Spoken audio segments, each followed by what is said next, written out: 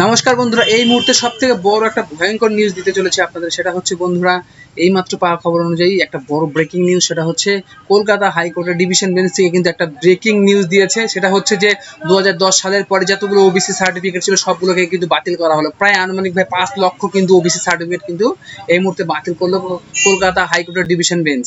বন্ধুরা, এবার বিষয়টা হচ্ছে যে কিভাবে বুঝবেন যে আপনারটা বাতিল হয়েছে কিনা বা কত সাল থেকে বাতিল হলো, কি কি বাতিল হলো, এই বিষয়গুলো কিন্তু আপনাদের সামনে আমি এখনই তুলে ধরবো। বন্ধুরা, আপনারা কিন্তু আমার ভিডিওতে সঙ্গে থাকুন আর আমার চ্যানেলটিকে সাবস্ক্রাইব অবশ্যই, লাইক শেয়ার অবশ্যই করবেন।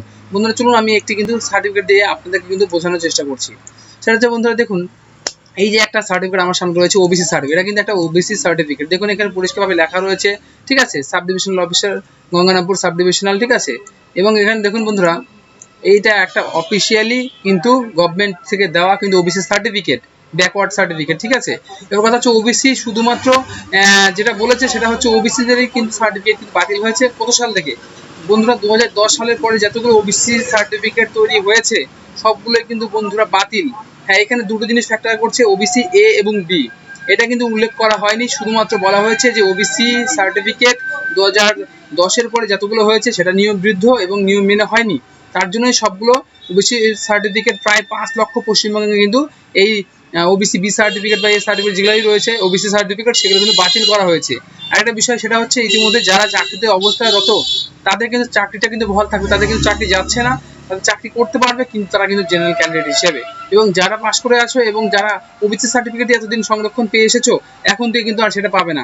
হ্যাঁ বন্ধুরা, অবশ্যই সমাধান রয়েছে। সমাধানটা হচ্ছে নতুন করে বিল পাস করাতে হবে এবং যে যে সার্টিফিকেটগুলো যাদের রয়েছে তাদের প্রত্যেকের কাছ থেকে ডকুমেন্টস কিন্তু আবার চেয়ে নেওয়া হবে এবং তাদেরকে সঠিক নিয়ম পন্থা অবলম্বন করে কিন্তু নতুন করে সার্টিফিকেট বানাতে পারবে।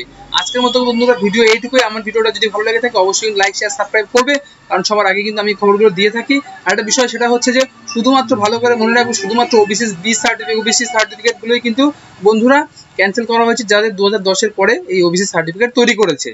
2010-এর যাদের সার্টিফিকেট রয়েছে তাদের কিন্তু কোনো ক্যান্সেল হয়নি, কোনো কিছু হয়নি, তাদের নিয়ম মেনেই কিন্তু সবকিছু করা হয়েছে। আমি জাস্ট খালি তোমাদেরকে একটা জিনিস দেখাতে চাই, আর সেটা হচ্ছে যে এই সার্টিফিকেটটা কত সালে তৈরি হয়েছে সেটা কিন্তু আমি দেখিয়ে দিচ্ছি। দেখো 12/5/2014, অর্থাৎ এই সার্টিফিকেট কিন্তু অবৈধ সার্টিফিকেট, এটার কোনো ভ্যালু নেই। আজকে থেকে কিন্তু হাইকোর্ট থেকে কিন্তু বলে দিয়েছে যে 2010-এর যতগুলো পরে যতগুলো সার্টিফিকেট তৈরি হয়েছে ওবিসি বি ওবিসি এ বা ওবিসি সার্টিফিকেট সবগুলো কিন্তু বাতিল করে দেওয়া হলো।